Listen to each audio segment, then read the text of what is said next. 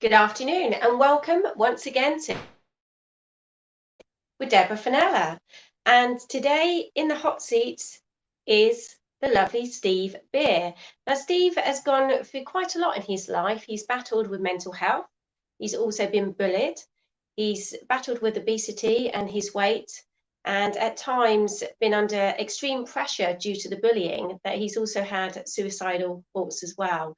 Now, Steve is going to be sharing his story with each and every one of you today, and how he's overcome it on a day-to-day basis and still wants to shine bright to the world, sharing his story and supporting other people that are going down the same path as Steve has once walked himself and still continuing. So good afternoon, Steve. How are you?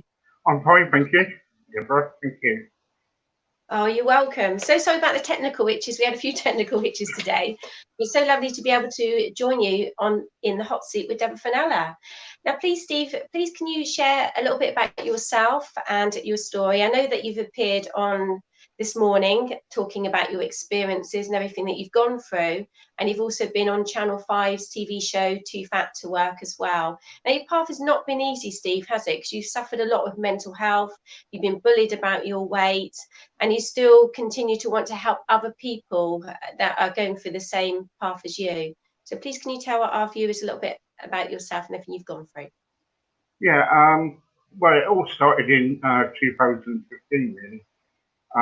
We were contacted by ITN about doing a kind of a show for them called Too Fat to Well, at that particular time, we didn't realise it was going to be called Too Fat to Work, because if it was, then we wouldn't have done it, we would have pulled out. I did it was because I wanted to get help, about my weight, and so that's why I did it. I kind of went on to Channel 5 and did the documentary that'll get the help, which we did. We kind of we went on television, radio, all the media got in contact with us. Then we went to boot camp in Sussex, and I lost around about 11, 12 stone in weight in 6 months. Wow, that's amazing. Yeah. I did that. It was hard work. It was really hard work having the show. The show went with me and my wife. And, early mornings just getting up, you're in the gym. And it was really hard work. And then I came back home and I had a stroke and mini strokes. So I kind of I was finding life really tough after that. And but I wanted to keep my weight off, but the trouble was I was given an eating disorder. I was told that I had an eating disorder. I was depressed. I was kind of suicidal. I couldn't even go out my door because people were kind of saying, "Oh yeah, he's lost a lot of weight, but he's lost loads of weight. He's doing all right." But then it was because of the documentary, they were kind of saying, "Oh, I never worked in my life and all this stuff," but I have worked up to that point. I stopped work because I was not well. So then that's what happened, really. I think it must have been quite traumatic for yourself in the sense that you joined the TV show, you also done the boot camp, but you lost all of that weight, and then all of a sudden to have a stroke, it must have been quite traumatic and a shock, because you was helping yourself, you was eating a lot more healthy as well. So the adverse effects, like you say, with people then bullying you after going through that, no wonder you got quite depressed.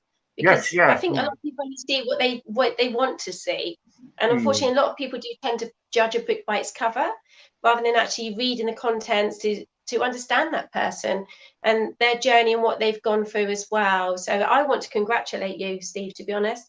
Thank you. It wasn't easy for you to go on that show. It was a major step for you to talk about your life and everything that you've gone through in order to get to that size that you were initially before actually going on that show. And there's a lot of people globally that do suffer with their weight. Yes, And sometimes it comes down to a medical condition or a traumatic experience that you've gone through. You know, there's always a reason behind it, and sometimes it can spiral out of control because the more you get depressed and the more that you comfort eat, and then obviously the weight obviously increases more and more on a day-to-day basis. But it's that battle internally that you're going through yourself, you know, which has not been easy for you, and you're still battling today, Steve, aren't you? Yes, yeah, I am still battling. You know, I kind of like I get really discriminated against when I go into hospital. It's like I don't like going to hospital no more because they say to me, "Oh, you need a obesity bed," you know, or because over a certain weight they've got to bring in a special bed, and that costs the NHS like around about quite a lot of money. You know, really quite a lot of money. You know, so and I say no, just give me a proper bed to get. And you know, so I've been going for a phrase where I'm being saying, well, I just stay at home and get the doctor in and things like that. You know, ever since I've been trying to do, I've been trying to go to the gym, but because of my heart attack, and everything, sorry. I'm sorry about that. I think somebody wants you, Steve. Yeah, sorry. Sorry. Because of my heart attack in the past. We will return your call. Sorry. Sorry. Yeah, sorry. In the past. Not only I just want to speak to Steve today, I think someone else does too. Yeah. In the past, because of my heart attack and everything like that, I couldn't do very much. I couldn't kind of like go to the gym, which I wanted to. You know, there's several times I went to the gym, and I was found out by my doctor and other people that was going to the gym, and they said, no, don't go to the gym. You know, don't go and do any exercise at all. So you're like in between, like people telling you to do something, but you want to do something, but you can't because of your health. Which must be really difficult as well. You know, I mean, I've got family members that have had heart attacks, and two of them that are very close to me, and one's got 10 stents in their heart and the other one's got 3 stents in their heart. And like you say, it is quite a traumatic experience once again to go through that heart attack, and then not only wanting to lose weight, but then to be told, unfortunately, you're not allowed to do that vigorous exercise. So again, you're in that catch-22 situation, aren't you? To then going back to, well, I need to maybe look at healthy eating and pre-planning my meals. Do you tend to do that, Steve, or did you find you got quite depressed afterwards, and then you would tend to sort of comfort eat? Well, soon I came back from boot camp, I kind of like was really in an healthy place. I was doing everything, you know, healthy eating, you know, seafood and stuff like that. I love seafood, you know. Then, good for you, Steve, isn't it? Yeah, it's quite good for you actually, seafood.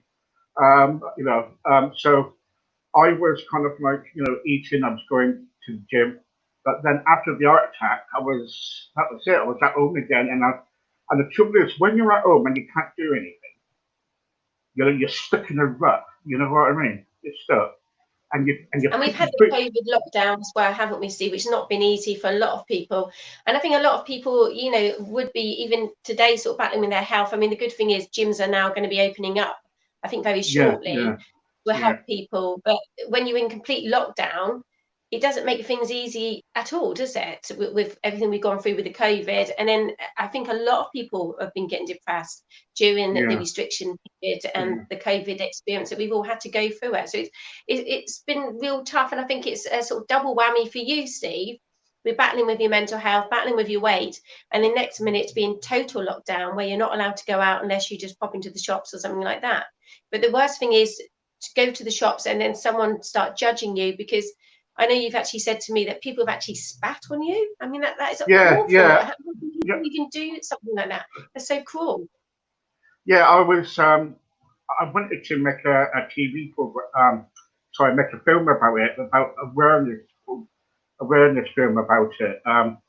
Several times I've been spat at, sometimes I've been called names, Fatso and all these names, I've been attacked in the street a few years back. And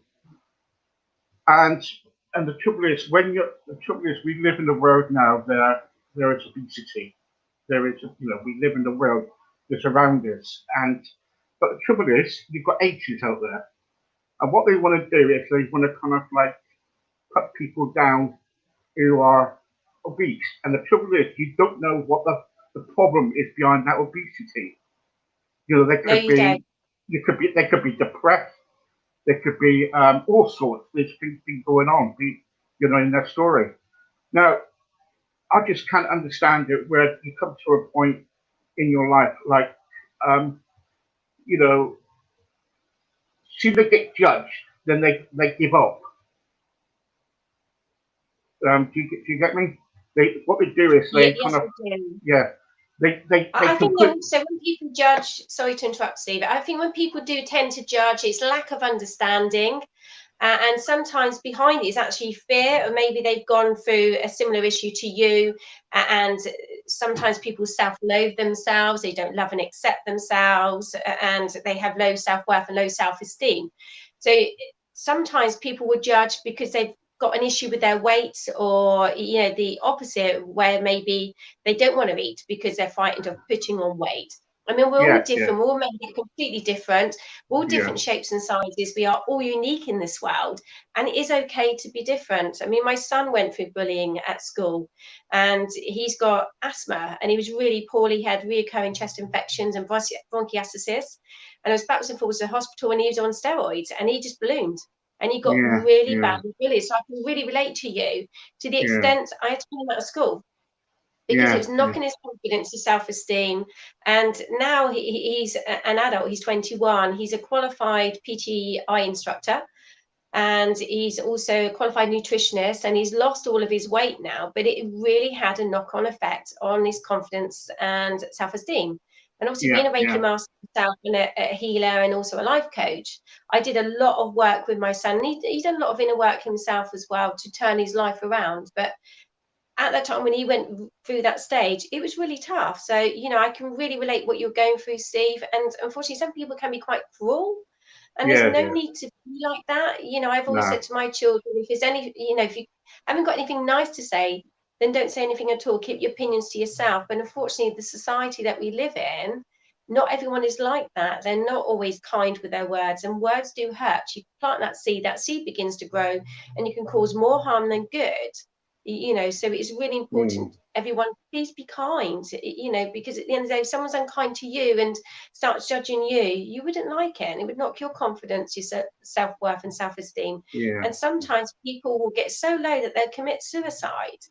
And it's important that you don't push people over that edge, because there's been times when you felt like that, Steve, isn't there? Yeah, I've actually kind of like tried to jump off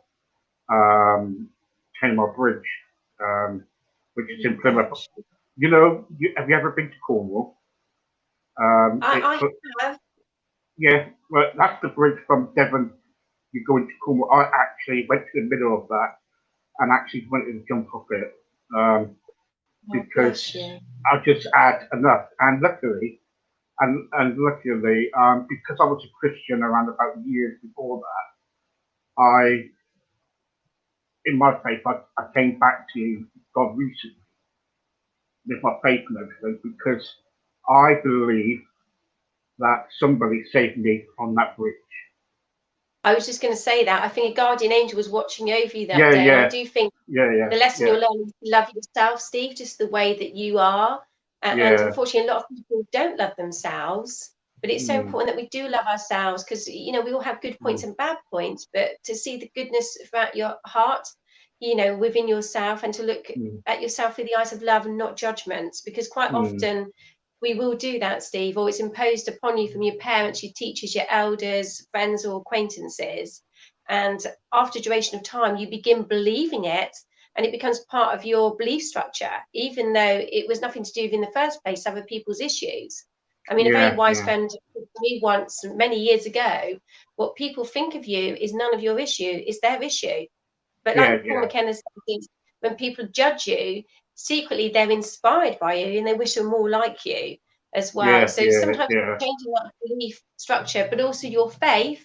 And you know, I'm a very spiritual person myself. My faith does keep me very strong, and I dedicate my life to be of service and to help others as a humanitarian and give people the platform to shine bright and share their stories like you today, but also to restore faith in humanity and hear more good news stories, because there's so much negativity in this world of illusion caused by mass confusion at this moment in time. And I think that's where, you know, I'm on a bit of a mission, I think, personally, to help other people to shine bright, share your stories, let people know that your path hasn't been easy and how you deal with it on a day-to-day basis and turning your life around. And that's what you do now, because with Michelle supporting you, your lovely wife, you did have the opportunity to go on this morning and share your story as well. So how was that for you, Steve?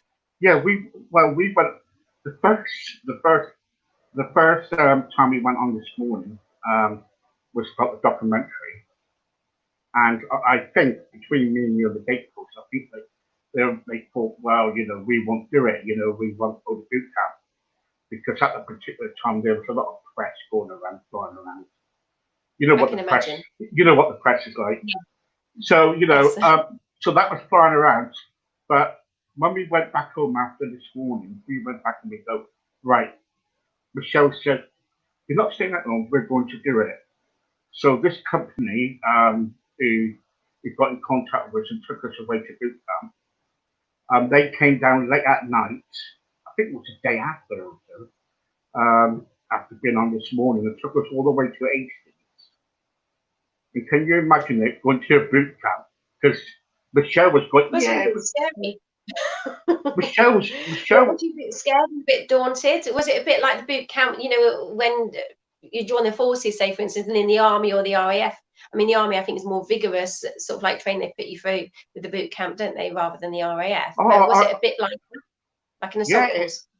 It was. It was like Michelle was all going like this, going, when they turned up, they're going, yes, we're going to go to it. And I'm there going, So. You were a bit dubious about it, but brave enough to go on the show.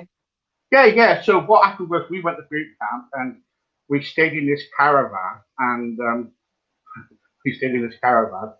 and early in the mornings we used to get up around about 6 o'clock, go to the gym, have some breakfast, and they were giving me small pots of food. I don't know if you've read about me, but I used to eat really, really big kebabs, you know, and pizzas and stuff. Right? I think I've never seen you this morning, Steve, actually, because wasn't it 2016 that you went on there? Because I went on there in 2007. Yes, it was, yeah. I had, and they flew Dr. Sam over from America, and I was interviewed by Ruth and Philip. Was you interviewed by Philip when you went on? Yeah, it was Philip and Ollie, wasn't it? Yeah, Philip and Ollie, and I've been on there around about 4 times. Have you? They're so lovely, aren't they? They make you feel fantastic. So welcome. Yeah, fantastic. They're amazing. Yeah, fantastic. Yeah, so I kind of like, so we went to boot camp, and I woke up in the morning and I said to Michelle, oh no, we got to go to the gym now. She said, yeah, you know, she was so excited for it. But me, I was just kind of like, I thought, what they're going to do to me? And it was tough. It was tough. I can imagine.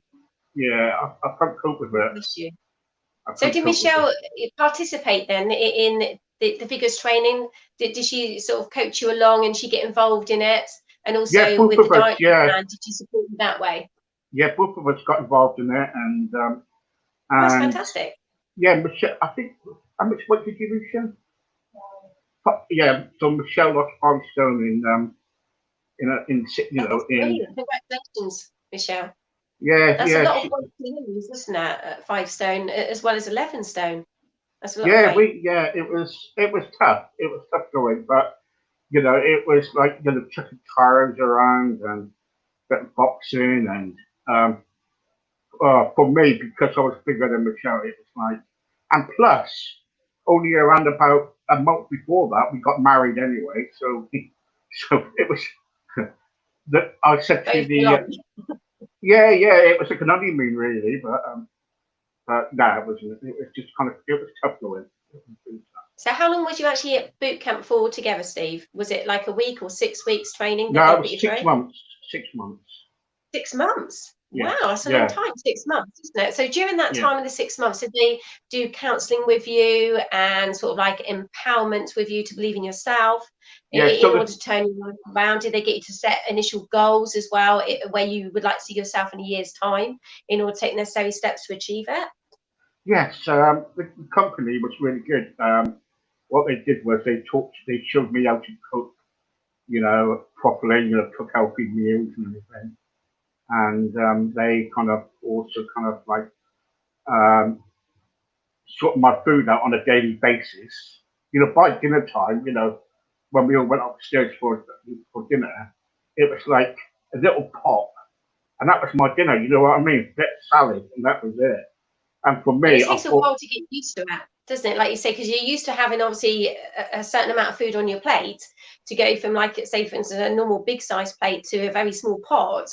It's literally cutting it down into maybe a quarter of your daily proportional meal.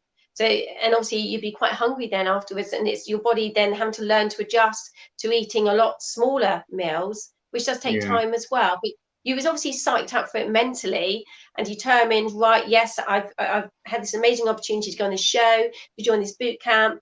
I'm going to put the effort in it in order to lose the weight that I want to lose and stick with it. Because at times when lots of people have been on diets, even I have, many times, and tried different diets as well at times when I put on weight. But the most important thing is you have to be ready for it mentally. And there are times, sometimes when you're on a diet, you think, oh gosh, I'm not in the mood for my diet today. I want to have a bar of chocolate. I mean, I've got a sweet tooth. A lot of people like chocolate. So again, but I believe a little bit of what you fancy does you good. So it's okay, to have your chocolate bar now and again, but obviously not continually on a daily basis. But we all have that sort of sugar craving where we fancy something sweet, don't we? Which is quite normal. Hang on for a second, just forgot about that. Can I have a Mars bar? She wouldn't let me have a Mars bar. But that's okay, because you've been working out, haven't you? I mean, obviously, when, like my son, when he goes to the gym, he has all of those sort of like protein shakes and protein bars and things like that. So that's their treat, isn't it? Yeah. To have your Mars bar, I'm sure it's not too bad. Yeah, but see, at that point when we was at boot camp, we had to be careful because, we had a lot of press around us. It was a lot of press. And I can imagine you couldn't hide, you couldn't sort of sneak off somewhere just to quickly have a chocolate bar because the camera would be right in front of you. Yeah, sometimes it could be invading your space where you feel you can't be doing anything because all eyes are on you. So that must have put quite immense pressure on yourself, the fact you've got all of these cameras around you. Yeah, it was really crazy. We were staying in Battle, in a place called Battle in Hastings, which was like a little village, and it was really nice. And every time you went out, it was like, oh, someone was following you, and But we were all right because we stayed on a farm, So we stayed on the farm, and they had all different animals on there and geese and stuff. We were talking about it yesterday about the geese and stuff like that. It's a long story about the geese, but I won't go on there. That's another story, next. But that's okay. It was tough when we went to boot camp. But I think in life, it's like anything is tough, isn't it? You just got to go through it. It certainly is, Steve. And I think sometimes we always seek recognition from outside influences or approval, but you don't always get it. So it's really important that we praise ourselves and approve of ourselves. And just like that song, what have you done today to make you feel proud? And you should be really proud of yourself, Steve. The fact that you went on that show, you stuck at it, you lost the weight, and Michelle, and you went through all of that vigorous training and completed it. But the sad part of the story was afterwards you had the stroke, so maybe the impact was too much for your physical body to cope with, and that's what brought on the heart attack as well. That's what was said there.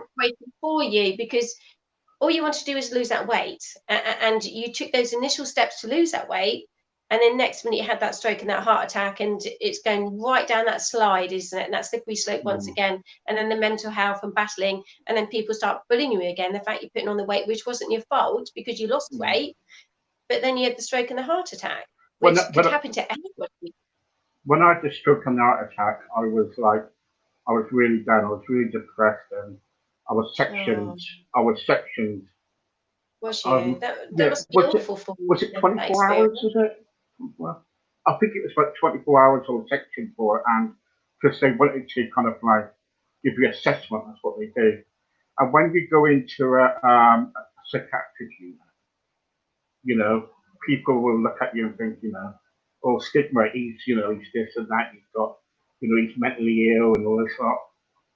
But the trouble is, we all go in life, we all go through problems. And sometimes we can cope and sometimes we can't. And someone said to me, we've got to reach to the bottom, the bottom to get back up again. Sorry to interrupt, Steve. I think also, again, getting back to that, we can have triggers where someone can do or say something, bang, you're back in that door, you're paralyzed, and you feel there's no way out. I mean, a lot of people throughout the world at one point or another suffer from mental health at some stage in their life. But there's still a stigmata around it where people don't want to admit it because they feel people are going to judge them. But again, if you just listen to that person and what they've gone through, you can understand why they are beginning or suffer with mental health. I mean, it's again, there's some amazing charities. You've got Heads Together, haven't you? They do amazing work. You've got Mind, you've got Calm. There's loads of different charities supporting mental health to prevent and save lives. And also, like my friend that I interviewed a couple of weeks ago, who went through similar what you've gone through with the bullying and the mental health, and he went through a lot of trauma in his life. And he's now actually doing a story of his life and turn it into a movie, which I'm blessed to be part of, called Survive. And I've got you involved now, Steve, as well. And what we did say, going back a couple of weeks ago, please, any of you that are suffering mental health or going through bullying or suicide or obesity, please get involved in the project. Because all we've asked is for you to just do a short little video of yourself saying, hi, say for instance, I'm Deborah Fennella, I'm a survivor of mental health, or bullying or whatever you've gone through. And it only needs to be no more than, say, 5 or 10 minutes, and we'll put you as part of that movie. And I know that you're going to do it, Steve, as well. You're getting involved in that project. And the reason, again, is to save lives. And same with you. You've gone through and you still want to help people because you set up your Facebook page, be kind to one another. And you could have become quite bitter and resentful the way that people have treated you, but you still got that good heart. Your faith is carried you through, hasn't it? I just, what people have done to me in the past is I ain't got no hate towards them. Actually, I just kind of, it's like someone sent me a message the other day on Facebook, and I said, thank you for the message, and that was it, and they come back to me in the end and said, well, I was suspecting more than that from you. I said, yeah, you probably did years ago, but you won't get it now. And they said, I'm here if you need any help, So, I set the Be Kind page up, and I've got Never Give Up page. Because people do, they get to a point in their life where they want to give up. They can't find the end. They can't find they can't see a light, at the end of the tunnel, and they give up and they commit suicide. So why I set that Never Give Up page up for is because I just wanted to kind of like show them that there is a way out, and all you got to do is ask, There's many charities out there. And I think men do find it harder more so than women, to be honest, to ask for help. And it takes a proud man to ask for help and to admit when he's feeling vulnerable. But again, even when we're feeling vulnerable, it's okay to ask for help from those that you trust around you that aren't intentionally going to hurt you. So again, it's having that circle of trust, as people would say, isn't it? Or open up to a family friend, a family or a friend, but somebody who's just going to listen. And I think if more of us listened, we might actually learn something about each other. Well, that's it, isn't it? We've got to listen, haven't we? Let's say something about this psychiatric thing that was it, because a lot of people put stigma around it. When I was in the psychiatric unit, I was being cancelled, and they were trying to find the problem. The problem about me. What was happening, and about all the triggers, what was happening. And while I was in there was a lot of things going in my head, you know, and I was thinking, well, I want to get better, you know, I want to sort things out, you know. And someone came up to me and they said to me, "You're in here and you're mentally ill." This is one of the patients. And I said, "Did you know mental illness is not a disease? It's not a disease. We all can get it." And she turned around to me and she said, "Well, what is mental illness?" You know? And I said to her, So "What?" was your reply to that? Yeah, that's it. Yeah. So I just said to her, "What is mental illness?" And I said, "When you got the answer, come back to me," you know. But she never But I did. think, again, like you say, with mental illness, sometimes it can be down to a chemical imbalance in the brain.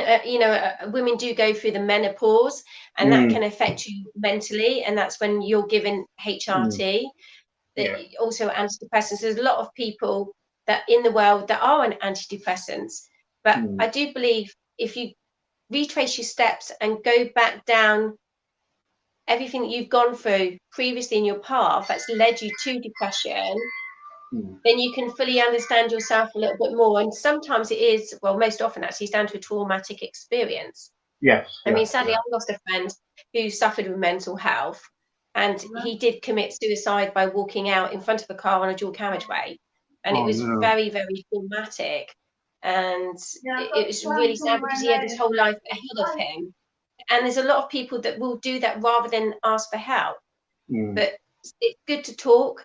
It's good Yeah. to express how we feel, and open up to those around us that are willing to listen. And Yeah. with Michelle being there, she is your guardian angel. She does listen to you. She does support you. She loves you just the way that you are. And I think you need to love yourself, Steve, because we all love you. And it doesn't matter what anyone else says. At the end of the Yeah. day, unless it serves your highest good, you don't need to allow it to enter your belief structure, because at Oh the end no, of the it day, it doesn't doesn't. sound good, does it? But unfortunately, the brain will always hold on to that negative thought, and we need to focus more on the positive aspects of ourselves and everything that we've gone through. And you are a true survivor. I don't. Because of my beliefs now, nothing worries me. It used to. I go out on my scooter now with me and Michelle, you know, and I go on my scooter, go around where I live, and with my carer. I've got a carer now, and you know, nothing bothers me no more. You know, I just think, you know, I just, you know, I don't care no more. Basically, I care about people and I care about what you know about life and everything, but I don't care what people say about me. You know what I mean? Which I used to. Yes. You know, I'm thinking, look at the state of me. Like right now, I'm not a model. I still wait for my hair to be done because my hair's really long in lockdown. But we could have one of the hairdresser comes tomorrow. But no, I think, you know, it's just I just carry on in life, and I'm thinking, well, if you don't like me, tough. You know what I mean? That's my motto. You know what I mean? And I always stick by it. You know, And I that's like. good, because we own today, the present moment, and today is what you make it. And it's, are you going to spend that whole day thinking negatively about all of the judgments everyone else has imposed upon you? Or are you going to delete them and defrag your belief structure and say, well, actually, that wasn't about me in the first place. It was about those people that impose those negative thoughts upon me that I've taken on board and begun believing it for myself.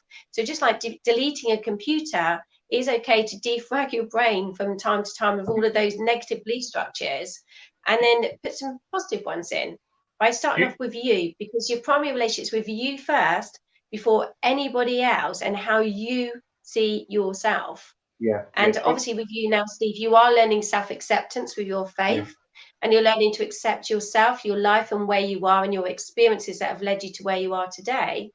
And now you want to share your experiences to help another too. So has your family and friends been supportive, during this transitional phase that you've been going through, of moving forwards? Because that's what you are moving forwards now, Yeah, because yeah. you are at that distance. Well, my dad, my dad just had cancer, so he's dealing with that Oh, at the God moment. bless. I'm sorry to hear that. He's got prostate cancer, and And he always makes me laugh. He turns up here, and he comes and sees me and says, right, so what we're doing now, we're getting on. And his cancer is never mentioned. He's, you know, you can see it, you know, but he likes to get on with life, you know what I mean? And Oh, bless. and really, you know, and everybody loves him. So um, and you know, I've got family and friends who are really, really close. And if I need anything, all I've got to do is pick up the phone. And where I live, you know, I've got certain friends I've got now where they are fantastic. They go, you know, do you fancy going out today and things like that, or whatever, and I've got Michelle, you know, she's unbelievable. So yeah, you know, you know, there's a lot of friends around me, you know. And a while back, Anthony Maddox, he made me a video called Oh, he's this. lovely, Anthony. Love Anthony to bits. He helps me within the Yeah, hot seat.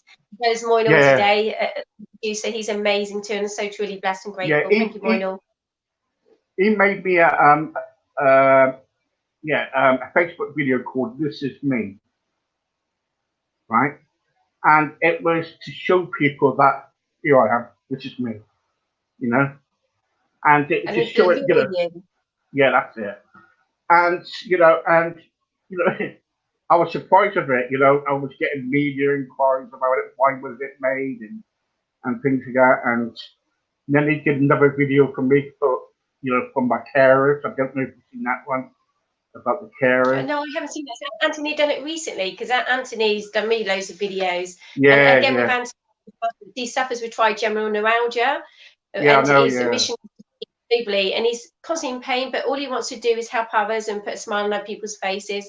And he's yeah, another bright, shining light to this world, yeah. like myself. I love And him. I love him to bits. Yeah, he's great. I love Anthony. He's one of my best yeah. friends. He's so really good. You know, so really.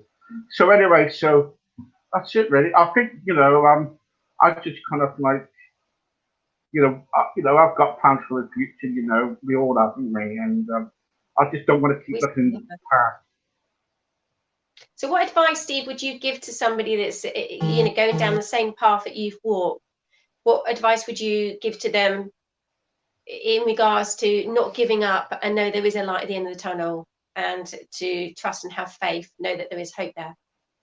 Right. I think firstly, it's um, at the end of the day, it's you. You know, you're the person. It's be yourself. Be you. You know, don't be a character. Don't be an actor. Be yourself. You know, I tried being an Yes. actor. I tried being an actor. I tried putting a different face on. It doesn't work. It doesn't work at all. Right. So at the No, end of it the day, be yourself. You know, and if you're kind of if you are suffering with obesity and you're afraid to leave the house, I had a friend who was afraid to leave the house, and he stayed in for years. And I met him, and I met him on Facebook actually. We were giving him some advice, and he eventually died. Oh, And because he was afraid to leave the house. So if you're he obese, came you with know, blues, really, didn't he? yeah, yeah, yeah. So yeah, so if you're obese or if you're suffering with mental illness or whatever, do not be afraid to leave the house and be yourself. Doesn't matter what people say or things like this. At the end of the day, be yourself and just help others and be kind to people. And You know know, that you're lovable as well. But first of all, learn to love yourself just the way you are, and know it is okay to be different, and we're all unique in this world. And I think also we are only responsible what we do send out to this world. We can't take responsibility for everyone else's actions and what they do, but we can lead a positive way forwards and encourage others to try their best and to shine bright and to be kind to one another. And you implement that on a daily basis yourself, Steve, as well as I do with everybody that I help on yes, my path yeah, and dedicating my life to be of service to others, to make this world a better place. And that's what yes, you do too, Steve. yeah. So good I luck with just your projects in the future. sorry, I just wanted to tell you that if anybody wants to join any of my pages, like a Big Kind page, I'll be so grateful because there I'm trying to kind of like to showing different ways to be kind, seeing me to be going out like in the community, showing different, you know, ways of being kind to people. Yeah, because a bit of kindness goes a long way. It goes a long way. I will share it on my timeline for you, Steve, you. most definitely. I'll get friends to like your page as well. But again, like you say, be kind to one another, because when you do something good for somebody, it makes you feel good about yourself. Yeah. And when someone does something good for you, it makes them feel good about themselves. Not only that, you do incur good karma, and good things do come to you through the law of attraction as well. So, like they say, be careful what we do tend to wish for and what we send out to the universe, because it always comes back to you tenfold. So the ripple effects of acts of kindness and be kind to one another is emanating all the way around you, Steve. So once again, congratulations for sharing your story, and you will get your wish.